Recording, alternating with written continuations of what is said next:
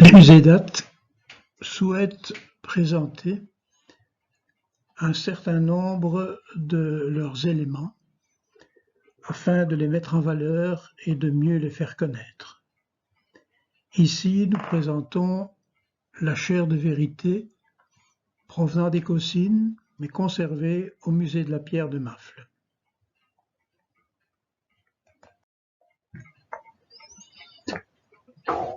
Cette chaire de vérité se trouvait dans l'église du Sacré-Cœur d'Écossyne, Écossyne d'Enghien, Écossyne Carrière, et elle, comme vous voyez, elle est d'aspect roman, nous allons y revenir, et c'est une des pièces du mobilier de cette église.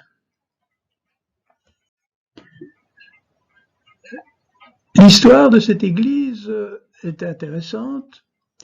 Comme vous voyez, c'est une église de la fin du XIXe siècle. Elle a été construite à partir de 1892 et elle a été entièrement achevée en 1903.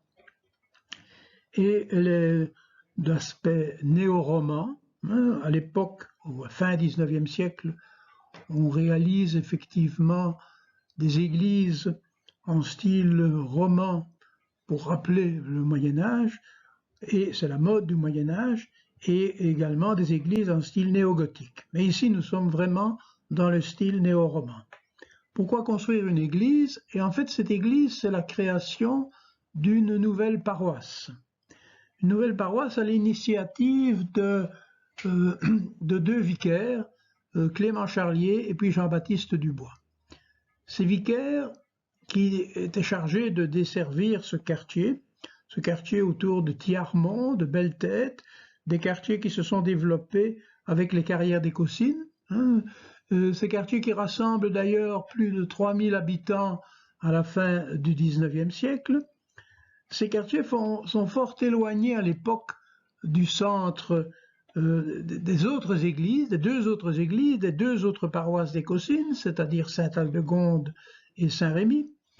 Et donc, les habitants, s'ils veulent se rendre à la messe, ils ont un déplacement, ils n'ont pas d'église facilement accessible, ils ont un déplacement à pied, une demi-heure, certainement, avant d'arriver à ces églises de Saint-Aldegonde pour Écossyne d'Enghien et de Saint-Rémy de Saint-Aldegonde pour Écossyne d'Enghien, pour Écossyne Lalin et Saint-Rémy pour Écossyne d'Enghien. Et donc ce nouveau quartier a besoin d'une église. Les prêtres en tout cas estiment que ce nouveau quartier des carrières, développé avec les carrières, a besoin d'une église, et ils mènent campagne. Ils font des listes de souscription, ils s'adressent évidemment aussi aux notables, ils essayent d'obtenir l'autorisation de l'évêché. Il y a donc toute une campagne qui a été menée par ces ecclésiastiques pour créer une nouvelle campagne, et ils ont été soutenus évidemment par les habitants du quartier qui effectivement voyaient d'un bon œil la construction d'une église pour donner un peu un centre à leur quartier. Et donc, finalement, ce sera autorisé, cette construction sera autorisée, ce sera surtout soutenu par les maîtres de carrière, par un maître de carrière, Léon Cousin, et aussi par le directeur de cette carrière, Cousin, dont nous reparlerons. Et donc, cette construction est donc intéressante et elle est tout à fait nouvelle à la fin du XIXe et au début du XXe siècle. Pour construire cette église, on a fait appel à un architecte important, Constant Sonneville. Constant Sonneville qui est originaire de France, mais qui vit en Belgique. Il a longtemps été le collaborateur de l'architecte Eugène Carpentier à Belleuil. Et puis il a beaucoup travaillé dans l'ouest du Hainaut, construisant pas mal d'églises ou restaurant également des églises, restaurant des monuments. Et donc Constant Sonneville est un architecte qui connaît bien l'histoire de l'art, qui connaît bien aussi l'histoire de l'architecture et qui a une très grande expérience au moment où il est chargé de construire cette église. Le deuxième partenaire, je dirais, donc les plans et l'idée de l'église, l'architecture de l'église, c'est dû à Sonneville, mais évidemment, comme je vous disais, ce sont les carrières Cousin qui vont soutenir l'entreprise, fournissant les terrains et fournissant les matériaux. Donc les carrières Cousin vont jouer un rôle considérable dans la réalisation de l'église et la mise en place du mobilier, d'un riche mobilier au sein de cette église.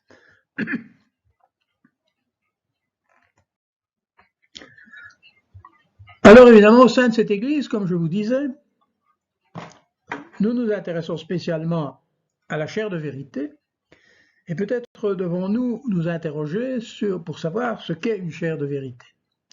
La chaire de vérité, c'est en fait une chaise, hein, c'est le latin cathedra, hein, c'est la chaire c'est la chaise.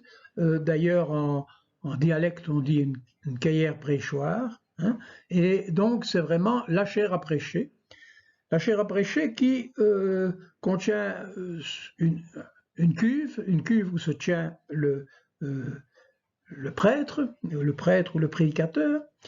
Et bien sûr, comme vous pouvez le voir ici par ces exemples, cette cuve est décorée souvent des 4 évangélistes, parce qu'on lisait l'évangile à partir de la chaire de vérité.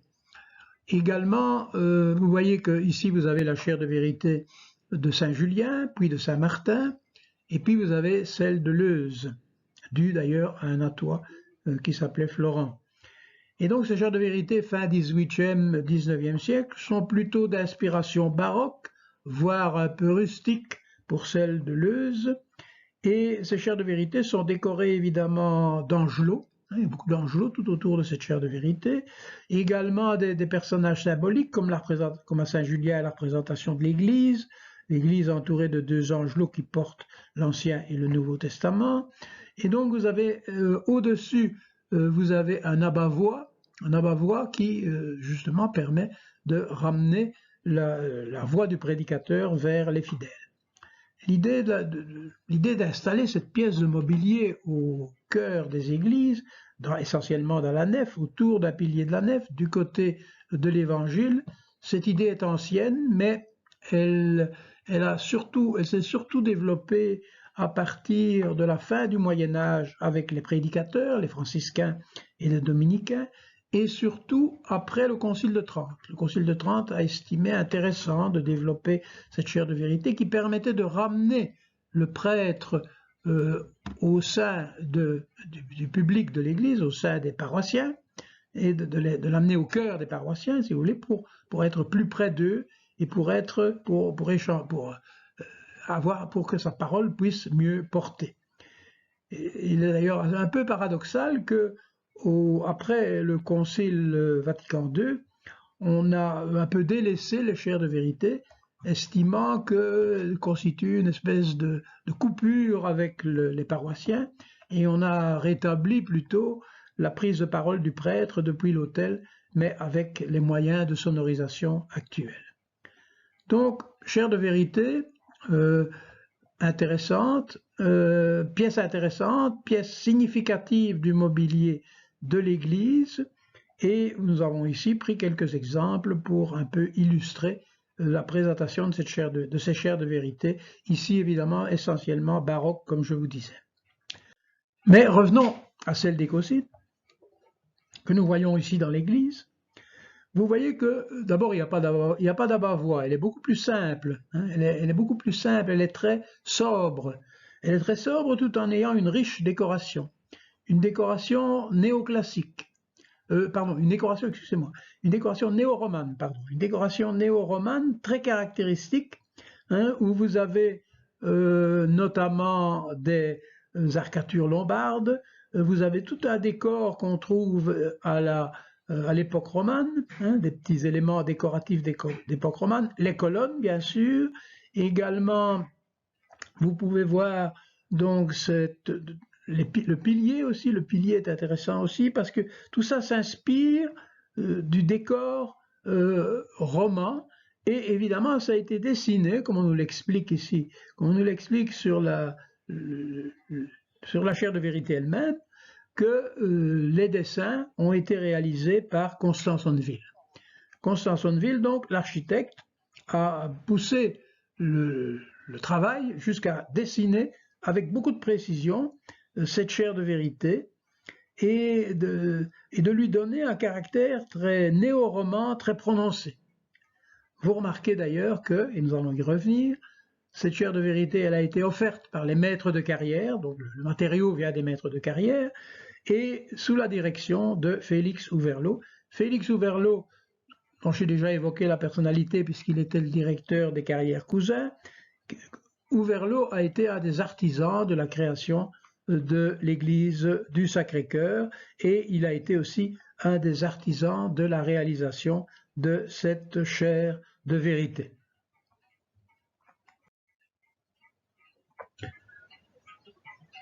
Voilà le décor de la chaire de vérité. Voilà des éléments du décor de la chaire de vérité. C'est intéressant parce que vous avez vraiment des éléments stylisés, des fleurs stylisées. Vous voyez la qualité de la pierre aussi, et également la qualité des ciselures.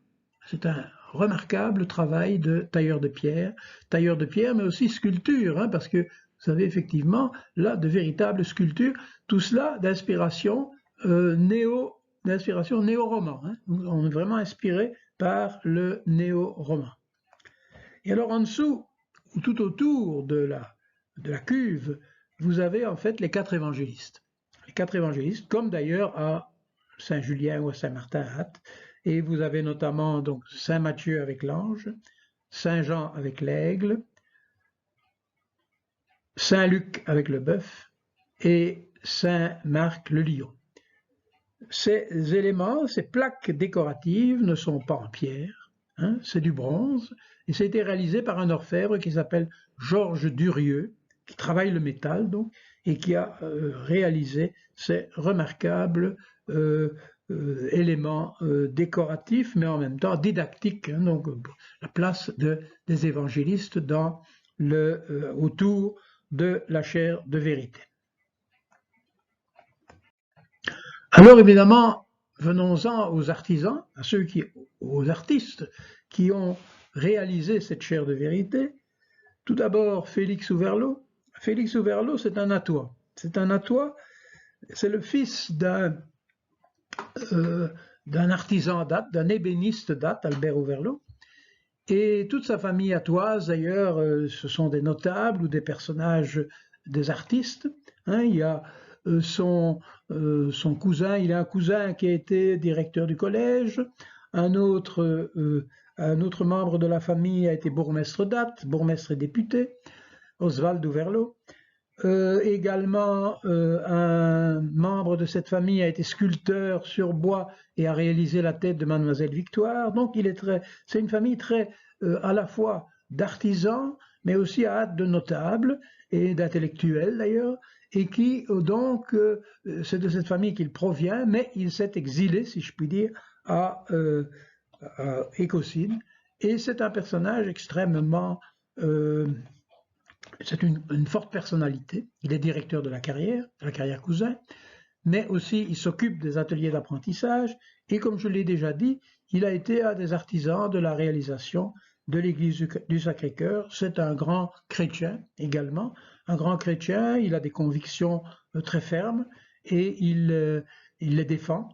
Et c'est lui donc qui a orchestré, si je puis dire, qui a été, comme on dit, l'appareilleur, c'est-à-dire celui qui a réalisé les plans de détail, qui a mis en œuvre le travail de dessin, la création de l'architecte Sonneville, c'est lui qui l'a mise en œuvre, qui l'a détaillé pour que les jeunes ouvriers des ateliers d'apprentissage puissent la réaliser.